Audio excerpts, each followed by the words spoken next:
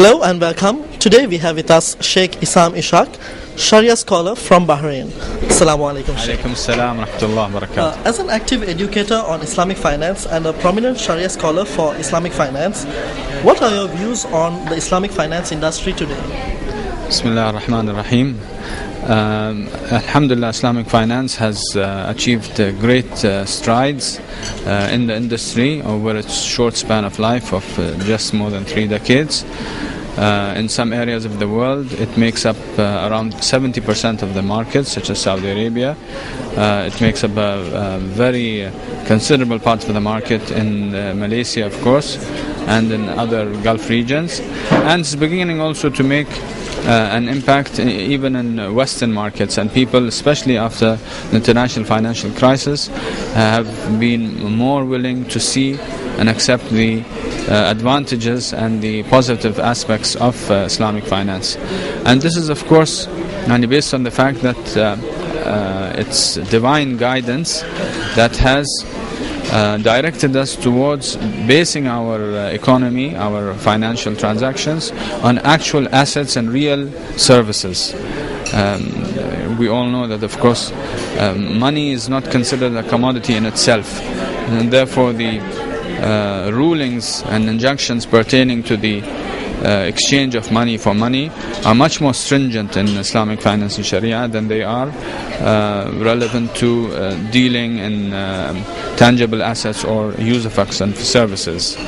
So alhamdulillah, people are seeing more and more the advantages and the positive aspects of this, and this has in turn led to the position that Islamic finance is occupying in world markets.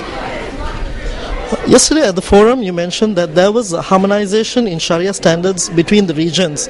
How is this actually possible? Alhamdulillah, of course, harmonization is not something which is new. It's not something that has recently been happening. Harmonization has always existed between all regions of the Muslim world since the days of classical Islamic jurisprudence, classical fiqh. But if we're talking about modern Islamic finance, this has been achieved through having scholars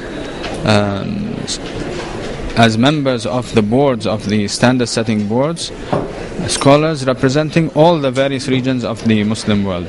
So we have scholars from Malaysia and Southeast Asia, we have scholars from Pakistan, we have scholars from the Gulf, we have scholars from North Africa, from Central Africa, and so on. And of course these scholars are products of their regions and their upbringings, which have their immediate madhab, cultural effects upon them. And of course the standards are arrived at by group discussions and by a show of hands in the end. If the standard is not arrived at by unanimous decision, it's arrived at by a show of hands. So therefore it will reflect the opinions of the scholars of all these areas, and in turn this will lead, of course, to harmonization. And of course I'm not talking about very specialized boards such as IOFI or such as IFSB only, but even more international boards such as the Islamic Fiqh Academy of the OIC and the Islamic Fiqh Academy of the Muslim World League. With respect to Sharia standards, where do you see the Islamic finance industry heading to in the near future? Is a unified Sharia standard actually possible? Alhamdulillah, well, that depends on how you define unified Sharia standard. A standard is a unit of measure.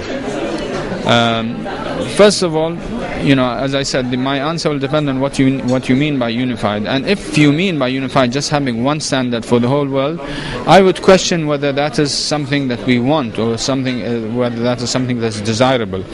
Do you have single standards in any industry in the whole world? If you're talking about conventional finance, how many boards, standard setting boards do you have in the world? You have the international board, you have the American board, you have the UK board, etc.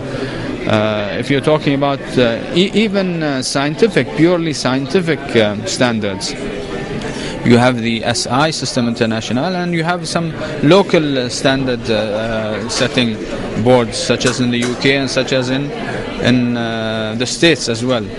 So I don't think that having one single standard setting board for the whole world in Islamic finance is something in itself desirable.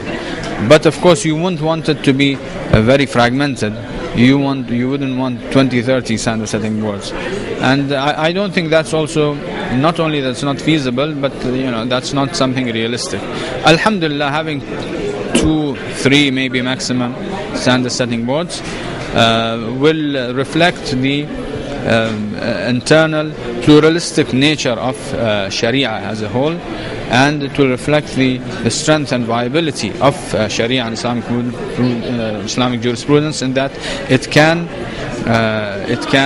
not only survive, but it can actually promote itself by having some variation in opinions regarding permissible contracts of finance, and some details as to the conditions that make up those transactions, what is permissible, what is not permissible, etc. So, as I said, I don't think, in a nutshell, I don't think having a single standard setting body for the whole world is in itself something very desirable. Yes. Jazakallah khair, Sheikh. That was Sheikh Essam Ishaq, Sharia scholar from Bahrain.